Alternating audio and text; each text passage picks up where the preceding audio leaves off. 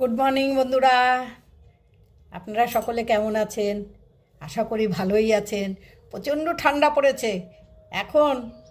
আপনারা সকলে মিলে বেশি বেশি করে পিঠে পায়েস সবাই খান।